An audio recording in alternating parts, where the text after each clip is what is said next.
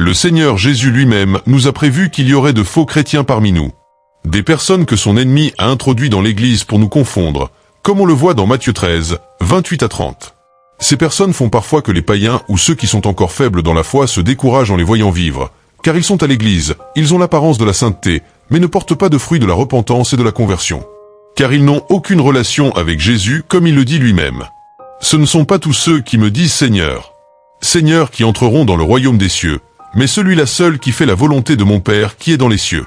En ce jour, beaucoup me diront, Seigneur, Seigneur, n'avons-nous pas prophétisé en ton nom? N'avons-nous pas guéri des malades en ton nom? Et moi je leur dirai ouvertement, retirez-vous de moi, vous qui commettez l'iniquité, car je ne vous ai jamais connu. Matthieu 7, 21 à 23. Aujourd'hui, nous allons parler d'un sujet sensible, mais absolument nécessaire. Il ne s'agit pas de juger les gens, ni de pointer du doigt, mais de discerner. Parce que Jésus lui-même a dit qu'il y aurait des faux prophètes, des faux frères, et même des gens qui se réclament de lui sans vraiment lui appartenir. Peut-être que tu as déjà été blessé par quelqu'un qui se disait chrétien. Peut-être que tu es troublé par certains comportements que tu vois dans l'Église. Ou peut-être que, honnêtement, tu te poses la question pour toi-même. Il est important que tu suives ce message, non pour te condamner ou condamner les faux chrétiens, mais pour leur donner la chance de prendre un vrai départ avec Dieu, en leur prêchant l'Évangile avec amour. Et dans le cas où ils ne voudraient pas devenir vraiment des chrétiens, prendre même la décision de les mettre de côté si nécessaire. Reste bien jusqu'à la fin, parce que le dernier point est celui que presque personne n'ose enseigner, et pourtant c'est l'un des plus révélateurs. Si ce genre d'enseignement biblique profond t'aide à mieux comprendre ta foi, abonne-toi maintenant, active la cloche de notification, et dis-moi en commentaire pendant la vidéo. Seigneur, enseigne-moi à discerner avec amour. 1. Il se dit chrétien, mais sa vie ne porte aucun fruit. Jésus ne s'est jamais trompé sur ce point. Il n'a pas dit « Vous les reconnaîtrez à leurs paroles », ni « Vous les reconnaîtrez à leur fréquentation de l'Église ». Mais c'est donc à leurs fruits que vous les reconnaîtrez. Matthieu 7, 20. Le fruit, ce n'est pas ce que quelqu'un affiche. C'est ce qui sort naturellement de sa vie avec le temps. Un faux chrétien peut avoir une conversion émotionnelle, mais pas une transformation profonde. Il peut avoir pleuré un jour devant l'autel, mais ne jamais avoir laissé le Saint-Esprit travailler son caractère. La Bible parle clairement du fruit que l'Esprit produit. Le fruit de l'Esprit, c'est l'amour, la joie, la paix, la patience, la bonté, la bienveillance, la fidélité, la douceur, la maîtrise de soi. Galates 5, 22 à 23. La question n'est pas « Est-ce que cette personne est parfaite ?» Personne ne l'est. La vraie question est « Est-ce qu'il y a une progression ? Est-ce qu'il y a un combat contre le péché ? Est-ce qu'il y a une tristesse sincère quand on tombe ? Le faux chrétien ne lutte pas vraiment. Il s'accommode du péché. Il s'organise avec lui. Il le justifie. Jésus utilise une image très forte. Un bon arbre ne peut porter de mauvais fruits, ni un mauvais arbre porter de bons fruits. Matthieu 7, 18. Cela ne veut pas dire qu'un vrai chrétien ne tombera jamais. Mais quand il tombe, il ne s'installe pas dans la chute. Un arbre vivant produit du fruit avec le temps, même lentement. Un arbre mort peut être décoré, peint, arrosé extérieurement. Mais il ne produira jamais de fruits. Et c'est exactement cela que Jésus veut nous faire comprendre. 2. Il pratique la religion, mais n'a pas de relation avec Dieu. C'est probablement l'un des signes les plus répandus aujourd'hui. Le faux chrétien connaît la religion, mais il ne connaît pas Dieu intimement. Jésus dit une phrase qui fait très peur. Ce ne sont pas tous ceux qui me disent Seigneur, Seigneur, qui entreront dans le royaume des cieux. Matthieu 7, 21. Remarque bien. Ils appellent Jésus Seigneur. Ils parlent son langage. Ils utilisent son nom. Mais Jésus dit plus loin. Je ne vous ai jamais connu. Matthieu 7, 23. Cela signifie qu'il est possible de parler de Dieu sans marcher avec Dieu. La religion, c'est faire des choses pour Dieu. La relation, c'est marcher avec Dieu. Le faux chrétien est souvent très actif à l'église, mais presque absent dans le secret. Il prie peu ou seulement en public. Il lit la Bible par obligation, pas par faim. Il ne cherche pas la présence de Dieu, seulement ses bénédictions. Jésus disait souvent, « Quand tu pries, entre dans ta chambre, ferme ta porte, et prie ton Père qui est là dans le lieu secret. » Matthieu 6, 6. Le vrai chrétien a une vie cachée avec Dieu. Personne ne la voit, mais elle existe. Le faux chrétien, lui, peut impressionner les hommes. Mais il ne cultive pas l'intimité avec Dieu. C'est comme dans le mariage. On peut porter une alliance, habiter dans la même maison, mais ne plus avoir de relation réelle. Dieu ne cherche pas des pratiquants. Il cherche des fils et des filles. La relation transforme. La religion fatigue. La relation donne la vie. La religion donne l'apparence. Et c'est pour cela que Jésus est venu. Non pas pour fonder une religion de plus, mais pour nous réconcilier avec le Père. 3. Il utilise la grâce comme une excuse pour vivre dans le péché. La grâce est l'un des plus beaux cadeaux de Dieu, mais aussi l'un des plus mal compris. Beaucoup parlent de la grâce, mais peu comprennent ce qu'elle produit réellement. L'apôtre Paul pose une question directe.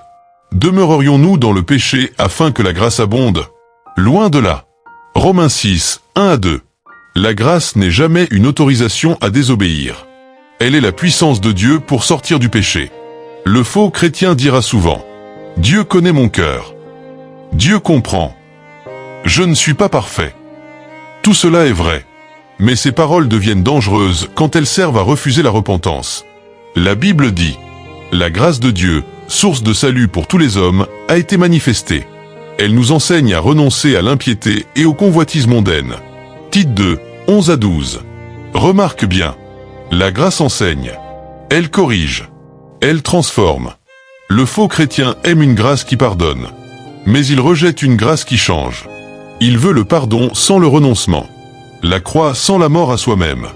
Jésus a été très clair avec la femme adultère. « Je ne te condamne pas, va, et ne pêche plus. » Jean 8, 11. Il y a de l'amour, mais aussi un appel clair à changer de direction. La vraie grâce te relève quand tu tombes, mais elle ne t'encourage jamais à rester à terre. 4. Il aime les bénédictions de Dieu, mais refuse la seigneurie de Christ.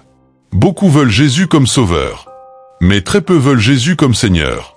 Et pourtant, les deux vont ensemble. Jésus pose une question dérangeante. « Pourquoi m'appelez-vous Seigneur, Seigneur, et ne faites-vous pas ce que je dis ?» Luc 6, 46. Le faux chrétien veut que Dieu bénisse ses projets. Mais il ne demande jamais à Dieu si ses projets sont conformes à sa volonté. Il prie pour que Dieu valide ses choix, au lieu de soumettre ses choix à Dieu. La seigneurie de Christ signifie une chose simple, mais profonde. Jésus a le dernier mot. Sur les relations, sur l'argent, sur la sexualité, sur les décisions importantes. Jésus raconte la parabole des deux maisons. Celui qui entend mes paroles et les met en pratique est semblable à un homme prudent qui a bâti sa maison sur le roc. Matthieu 7, 24. Le faux chrétien écoute, approuve même parfois, mais ne met pas en pratique. Il construit sa vie sur le sable. Et quand les tempêtes arrivent, tout s'effondre.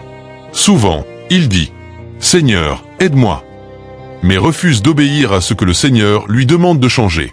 Jésus n'est pas un consultant spirituel. Il est roi. Et tant qu'il n'est pas roi sur ta vie, sa paix, sa stabilité et sa direction resteront limitées. La bonne nouvelle, c'est que lorsque Jésus devient Seigneur, il ne détruit pas ta vie. Il la restaure et lui donne un fondement solide. 5. Il est dur avec les autres, mais indulgent avec lui-même.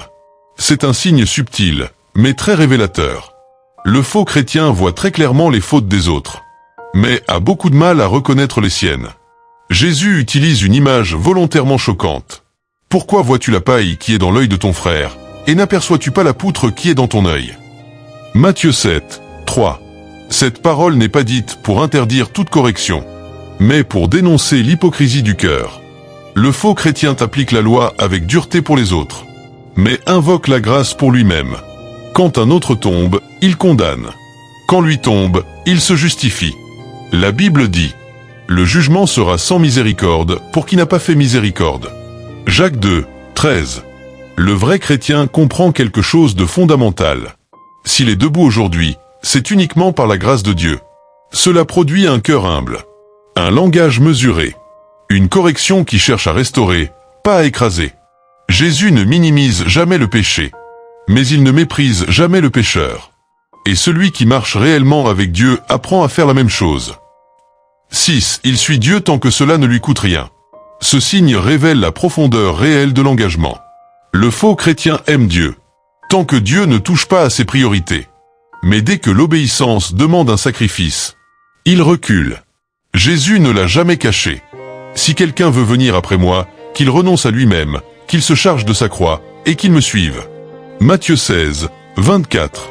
Suivre Jésus, ce n'est pas seulement recevoir. C'est aussi renoncer. Renoncer à certaines relations. Renoncer à certaines habitudes. Renoncer à certains projets. Le faux chrétien veut la couronne sans la croix. La gloire sans le chemin. Jésus raconte l'histoire du jeune homme riche. Il respecte les commandements. Mais quand Jésus lui demande de renoncer à ce qui le contrôle, il s'en va tout triste. Le problème n'était pas sa richesse, mais le fait que Jésus n'était pas Seigneur au-dessus de cette richesse. La Bible dit, « Là où est ton trésor, là aussi sera ton cœur. » Matthieu 6, 21.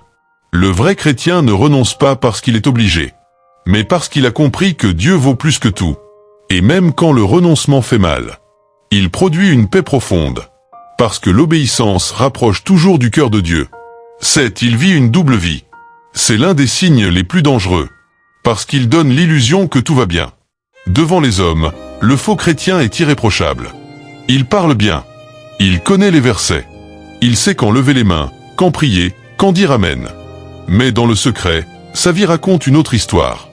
La Bible dit, « L'homme regarde à ce qui frappe les yeux, mais l'Éternel regarde au cœur. » 1 Samuel 16, 7.